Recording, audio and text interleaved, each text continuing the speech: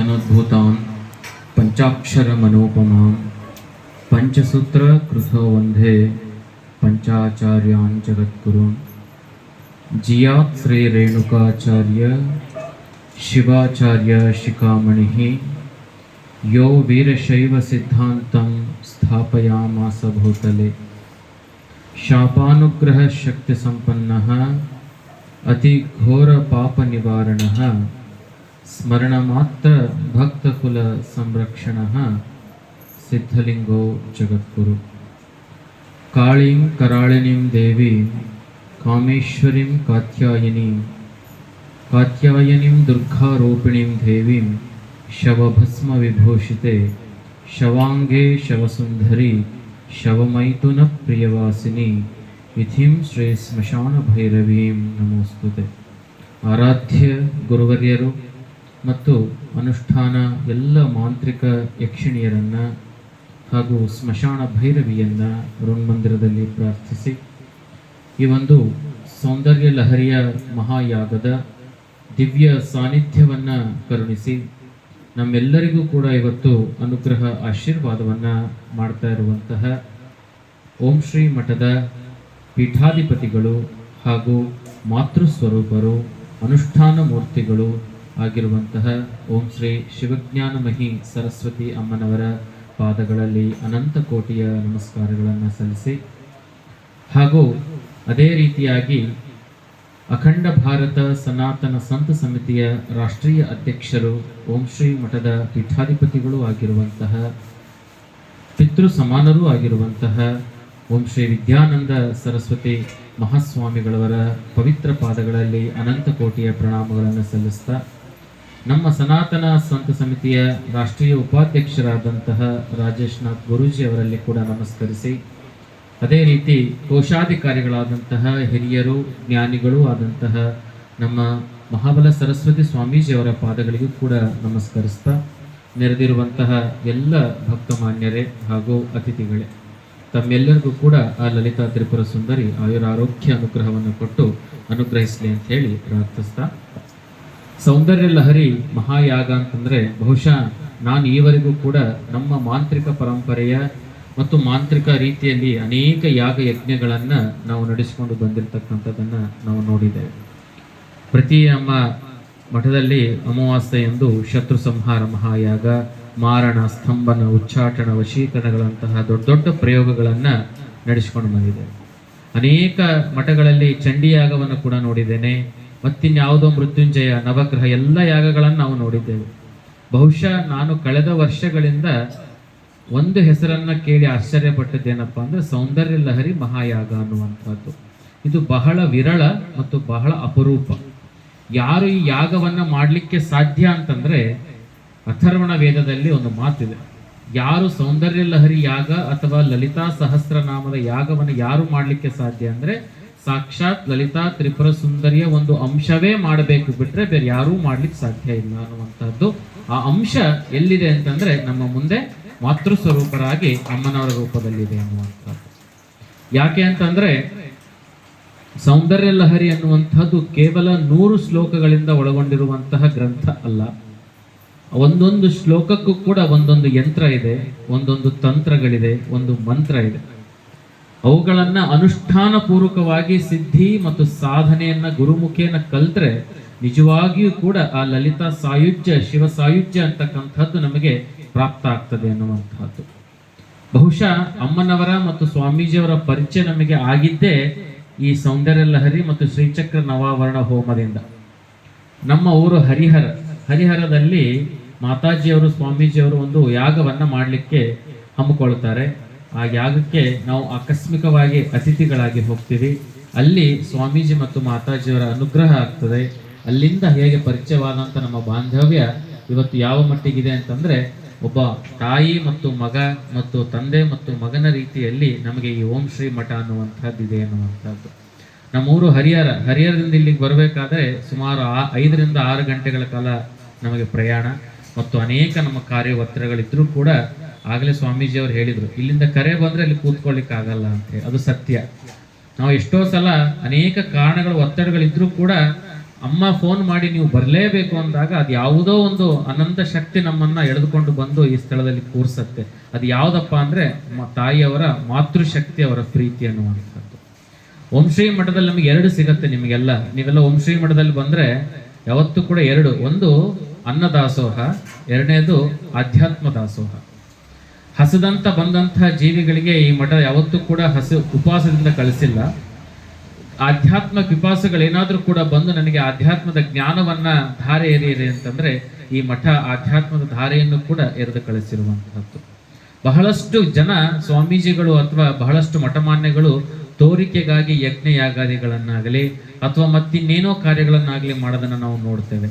ಆದರೆ ನಮ್ಮ ಓಂ ಶ್ರೀ ಮಠ ಮತ್ತು ನಮ್ಮ ಮಾತಾಜಿ ಅವರು ಮತ್ತು ನಮ್ಮ ಸ್ವಾಮೀಜಿ ಅವರು ಯಾವುದೇ ತೋರಿಕೆಗಾಗಿ ಅಲ್ಲ ಅಥವಾ ಯಾವುದೇ ಆಡಂಬರ ಇಲ್ಲದೆ, ಯಾವುದೂ ಪ್ರಚಾರವಿಲ್ಲದೆ, ಅವರ ಉದ್ದೇಶ ಒಂದೇ ಏನಪ್ಪಾ ಅಂದ್ರೆ ಲೋಕ ಕಲ್ಯಾಣ ಆಗಬೇಕು ಮತ್ತು ಸನಾತನ ಧರ್ಮ ಉಳಿಬೇಕು, ದೇಶ ಉಳಿಬೇಕು ಅನ್ನುವಂತಹ ವಿಶಾಲವಾದ ಮನೋಭಾವದಿಂದ ಇವತ್ತು ಯಾವುದಾದ್ರೂ ಒಂದು ಮಠ ನಿಸ್ವಾರ್ಥವಾಗಿ ನಿರಂತರವಾಗಿ ಆಧ್ಯಾತ್ಮದ ಪ್ರಕ್ರಿಯೆ ಮಾಡ್ತಾ ಇದೆ ಅಂತಂದ್ರೆ ಅದು ಓಂ ಶ್ರೀ ಮಠ ಅಂತಕ್ಕಂಥದ್ದನ್ನ ನಾನು ಹೆಮ್ಮೆಯಿಂದ ಹೇಳಲಿಕ್ಕೆ ಇಷ್ಟಪಡ್ತೇನೆ. ಯಾಕೆ ಅಂತಂದ್ರೆ ನಮ್ಮದು ಕೂಡ 27 ಶಾಖಾ ಮಠಗಳಿದ್ರೆ 27 ಶಾಖಾ ಮಠಗಳನ್ನ ನಮ್ಮ ಸಂಸ್ಥೆ, ನಮ್ಮ ಸಂಸ್ಥಾನ ಹೊಂದಿದೆ. ಆಗಿದ್ದೂ ಕೂಡ ನಾವು ಇಷ್ಟು ಹೋಮ ಹವನಗಳನ್ನ ಅಲ್ಲಿ ಮಾಡ್ಲಿಕ್ಕೆ ಆಗೋದಿಲ್ಲ. ಕಾರಣ ಏನಪ್ಪಾ ಅಂತಂದ್ರೆ ಅದಕ್ಕೆ ಅನೇಕ ಕಾರಣಗಳಿದೆ. ಅದಕ್ಕೆ ಪ್ರವಾಸ ಇರಬಹುದು ಅಥವಾ ಮತ್ತೊಂದಿರಬಹುದು, ಬೇರೆ ಬೇರೆ ಕಾರಣಗಳಿರ್ಬೋದು. ಆದರೆ ಮಾತಾಜಿ ಅವರಲ್ಲಿ ಇರುವಂತಹ ಆ ಡೆಡಿಕೇಶನ್ ಅಂತ ಏನ್ ಹೇಳ್ತೀವಿ ಅಂತಂದ್ರೆ ತ್ಯಾಗ ಮನೋಭಾವನೆಯನ್ನ ನೋಡಿದ್ರೆ ನಿಜವಾಗಿ ಕೂಡ ನಾನು ಎಷ್ಟೋ ಸಲ ಫೋನ್ ಮಾಡಿ ಅಮ್ಮನಿಗೆ ರಿಕ್ವೆಸ್ಟ್ ಮಾಡಿದ್ದೀನಿ, ನೀವು ಹಿಂಗೆ ಹೋಮ ಮಾಡ್ತಾ ಹೋದ್ರೆ ನಿಮ್ಮ ಆರೋಗ್ಯದ ಗತಿ ಏನು, ಸ್ವಲ್ಪ ಆರೋಗ್ಯದ ಕಡೆ ಗಮನ ಕೊಡಿ. ಯಾಕೆ ಅಂತಂದ್ರೆ ನಮಗೆ ನೀವೇ ಆಸ್ತಿ. ನೀವು ಚೆನ್ನಾಗಿದ್ರೆ ನಾವು ಚೆನ್ನಾಗಿರ್ತೇವೆ, ನಾವೆಲ್ಲ ಚೆನ್ನಾಗಿದ್ರೆ ನಮ್ಮ ಈ ಸಂತ ಸಮಾಜ ಚೆನ್ನಾಗಿರುತ್ತೆ. ಹಾಗಾಗಿ ನಾನು ಈ ವೇದಿಕೆ ಮುಖಾಂತರ ಒಂದು ಅಮ್ಮನವರಲ್ಲಿ ರಿಕ್ವೆಸ್ಟ್ ಅಂದ್ರೆ ಸಾಕು, ನೀವು ಮಾಡಿದ್ದು ಸಾಕು, ನಾವು ಪಡ್ಕೊಂಡಿದ್ದು ಸಾಕು. ನೀವು ಮಾಡ್ತಾ ಹೋಗ್ತೀರಿ, ನಿಮಗೆ ಆಯಾಸ ಆಗೋದಿಲ್ಲ, ಆದ್ರೆ ನಮಗೆ ಆಯಾಸ ಆಗ್ತದೆ ನಿಮ್ಮನ್ನು ನೋಡಿ ನೋಡಿ. ದಯಮಾಡಿ ಈ ಒಂದು ವೇದಿಕೆಯಲ್ಲಿ ಏನಪ್ಪಾ ಅಂದ್ರೆ ಸ್ವಲ್ಪ ದಿನ ಆರೋಗ್ಯದ ಕಡೆ ಗಮನ ಕೊಡಿ. ದಯಮಾಡಿ ಇದು ನಮ್ಮ ಹೃದಯಾಂತಳದ ರಿಕ್ವೆಸ್ಟ್. ಒಬ್ಬ ಮಗನಾಗಿ ನಿಮ್ಮಲ್ಲಿ ನಾನು ಕೇಳೋದಂದ್ರೆ ಸ್ವಲ್ಪ ರೆಸ್ಟ್ ಮಾಡಿ ಅಂತ ಹೇಳಿ. ಇದು ನೋಡಿ, ಜನವರಿಯಲ್ಲಿ 1 ತಿಂಗಳಿಗೆ ಅವ್ರಿಗೆ ಬಿಡುವಿಲ್ಲ, ಕೋಲ ಇದೆ. ಇದಾದ ನಂತರ ನಾವು ಮತ್ತೆ ಪ್ರಯಾಗ್ರಾಜಿಗೆ ಹೋಗ್ತಾ ಇದ್ದೀವಿ 23ನೇ ತಾರೀಕಿಗೆ ಮ್ಯಾಗ ಕುಂಭಮಾಳದ, ಅದೇ ಹೇಳ್ತೇನಮ್ಮ, ಅಲ್ಲಿಗೆ ಹೋಗ್ತಾ ಇದ್ದೇವೆ. ಅದಾದ ನಂತರ ಮತ್ತೆ ಕೋಲ ಇದೆ ಅವರ ಮಂಗಳೂರಿನ ಬೆರಿಯಾದಲ್ಲಿ. ಅದಾದ ನಂತರ ಗುರುವಾಯೂರಲ್ಲಿ ಒಂದು ಕಾರ್ಯಕ್ರಮ ಇದೆ. ಅದಾದ ನಂತರ ಮುಖ್ಯವಾದದ್ದು ಏನಪ್ಪಾ ಅಂದ್ರೆ ಫೆಬ್ರವರಿಯಲ್ಲಿ ಶಿವರಾತ್ರಿ ಆದ ನಂತರ 1 ಕೋಟಿ ಪಂಚಾಕ್ಷರಿ ಮಂತ್ರದ ಹವನದ ಸಂಪೂರ್ಣ ಪೂರ್ಣಾಹುತಿ ಕಾರ್ಯಕ್ರಮ ಇದೆ. ಕಳೆದ ವರ್ಷ 5 ಲಕ್ಷ ಪಂಚಾಕ್ಷರಿ ಹವನವನ್ನ ಮಾಡಿದಾಗ ನಾವು ನಮ್ಮ ಮಠದಿಂದ 1 ಲಕ್ಷ ಪುಷ್ಪಾರ್ಚನೆಯನ್ನು ಮಾಡಿ ಮಾತಾಜಿ ಅವರಿಗೆ, ಸ್ವಾಮೀಜಿ ಅವರಿಗೆ ಗೌರವಿಸಿದ್ವಿ. ಆದ್ರೆ ಈಗ 1 ಕೋಟಿ ಪಂಚಾಕ್ಷರಿ ಮಾಡ್ತಾ ಇದ್ದಾರೆ. ಅದಕ್ಕೆ ಇನ್ನೇನು ಮಾಡಬಹುದು ಅಂತ ಹೇಳಿ ನಾವು ಈಗಿಂದನೇ ಅದಕ್ಕೆ ನಾವು ಚಿಂತನೆಯನ್ನ ನಡೆಸ್ತಾ ಇದ್ದೀವಿ. ಯಾಕೆ ಅಂತಂದ್ರೆ ಮಾತಾಜಿ ಅವರಿಗೆ ಮತ್ತು ಸ್ವಾಮೀಜಿ ಅವರಿಗೆ ನಾವೆಷ್ಟು ಗೌರವವನ್ನು ಕೊಟ್ಟರು ಕೂಡ ಅದು ಕಡಿಮೆ ಆಗ್ತದೆ ಅನ್ನುವಂಥದ್ದು. ಹಾಗಾಗಿ ನಿಮ್ಮೆಲ್ಲರ ಗಮನಕ್ಕೆ ಮತ್ತೊಂದೇನು ಅಂದ್ರೆ, ನೀವು ಇಲ್ಲಿ ಬಂದಿದ್ದೀರಿ ಅಂತಂದ್ರೆ ಸುಮ್ಮನೆ ನಿಮ್ಮನ್ನ ಯಾರನ್ನೂ ಕರೆಸಿಲ್ಲ, ನಿಮ್ಮನ್ನೆಲ್ಲ ಕರೆಸಿರೋದು ಇಬ್ಬರೇ. ಒಂದು ಆ ತಾಯಿ ಲಲಿತಾ ತ್ರಿಪುರ ಸುಂದರಿ ಅಮ್ಮನವರು, ಎರಡನೇದಾಗಿ ಈ ಕ್ಷೇತ್ರದ ಕಾರಣಿಕ ಶಕ್ತಿ ಮಾತ್ರ ನಿಮ್ಮನ್ನ ಆಯ್ಕೆ ಮಾಡ್ಕೊಂಡಿದೆ ಅಂತ. ಇಲ್ಲಿ 100 ಜನ ಹೋಗ್ತಾ ಇದ್ದಾರೆ, ಆದ್ರೆ ಯಾರು ಒಳ ಬರ್ಲಿಕ್ಕೆ ಆಗ್ತಾ ಇಲ್ಲ. ನೀವೆಲ್ಲ ಬಂದಿದ್ದೀರಿ ಅಂತಂದ್ರೆ ನಿಮ್ಮಗಳ ಹಣೆ ಬರಹ ಅಥವಾ ನಿಮ್ಮ ದೋಷ, ನಿಮ್ಮ ಕರ್ಮಗಳನ್ನ ನಿವಾರಿಸ್ಲಿಕ್ಕೋಸ್ಕರವೇ ಈ ಕ್ಷೇತ್ರ ನಿಮ್ಮನ್ನ ಆಯ್ಕೆ ಮಾಡ್ಕೊಂಡಿದೆ ಅನ್ನುವಂಥದ್ದನ್ನ ನೀವು ಯಾರು ಕೂಡ ಮರಿಬಾರದು ಅಂತ ಹೇಳ್ತಾ, ಈ ಮಠದ ಶಾಶ್ವತ ಭಕ್ತರಾಗಿ ಇಲ್ಲಿ ಗುರು ಸೇವೆಯನ್ನ ಮಾಡ್ತಾ, ಗುರುವಿನಲ್ಲಿ ಅಚಲವಾದಂಥ ನಂಬಿಕೆಯನ್ನ ಇಟ್ಟು, ಗುರುವಿನ ಪದತಲದಲ್ಲಿ ನಿಮ್ಮ ಶಿರವನ್ನ ಇಟ್ಟಿದ್ದೇ ಆದರೆ ಖಂಡಿತವಾಗಿ ಕೂಡ ನೀವು ಯಾವ ಒಂದು ದೋಷಕ್ಕೂ ಕೂಡ ಒಳಗಾಗೋದಿಲ್ಲ. ನಮ್ಮ ಅವಧೂತ ಪರಂಪರೆಯಲ್ಲಿ ಒಂದು ಮಾತು ಹೇಳ್ತಾರೆ, ಗ್ರಹಗತಿ ನೋಡೋದ್ರ ಬದಲು ಗುರುವೇ ಗತಿಯನ್ನು ಸಾಕು ಅಂತ.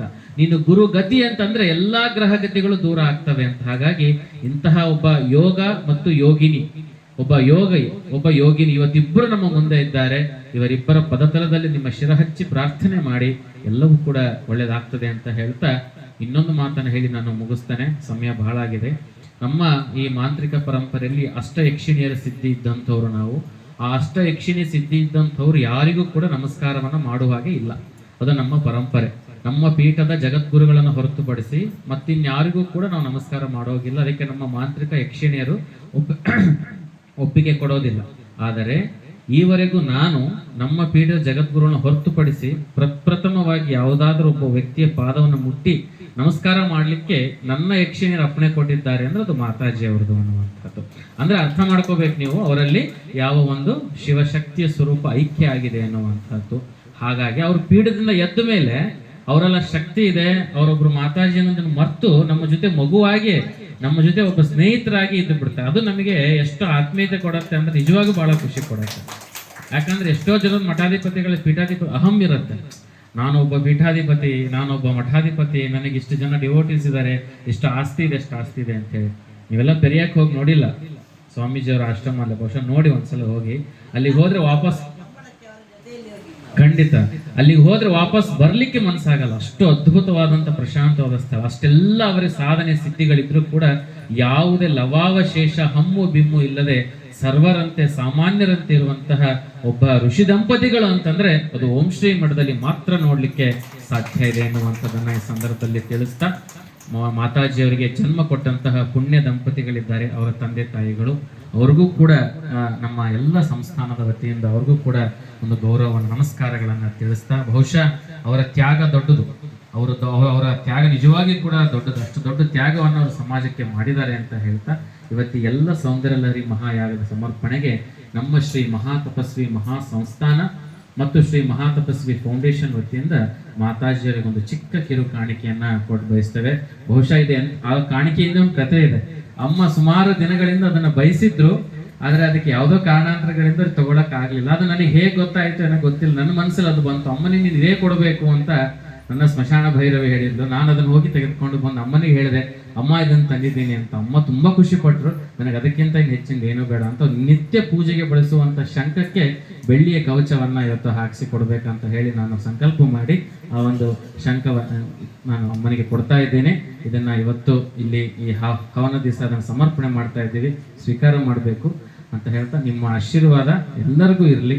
ಯಾರಿಲ್ಲಿ ಬಂದಿದ್ದಾರೆ ಎಲ್ಲರ ಕಷ್ಟಗಳನ್ನು ಪರಿಹಾರ ಮಾಡಿ, ಎಲ್ಲರೂ ಹೃದಯದಲ್ಲಿ ಸದಾಕಾಲ ಲಲಿತಾ ತ್ರಿಪುರ ಸುಂದರಿಯಾಗಿ ಶಿವ ಪಾರ್ವತಿಯರಾಗಿ ಸಾಮ್ರಾಟರಂತೆ ಬೆಳಗಲಿ ಅಂತ ಹೇಳಿ, ಜಗದಾದಿ ಜಗದ್ಗುರು ರೇಣುಕಾದಿ ಪಂಚಾಚಾರ್ಯರಲ್ಲಿ ಮತ್ತು ಎಲ್ಲ ಅವಧೂತ ಪರಂಪರೆಯ ಇತಿವರ್ಣದಲ್ಲಿ ಹಾಗೂ ನನ್ನ ಆರಾಧ್ಯ ದೇವತೆಯಾದಂತಹ ಸ್ಮಶಾನ ಭೈರವಿಯಲ್ಲಿ ರಕ್ತ ಕಾಟೇರಿಯಲ್ಲಿ ಪ್ರಾರ್ಥನೆ ಮಾಡ್ತಾ ಈ ಶಂಖವನ್ನು ಸಮರ್ಪಣೆ ಮಾಡ್ತಾ ಇದ್ದೀವಿ. ಶಿವಂ ಭೂಯಾ.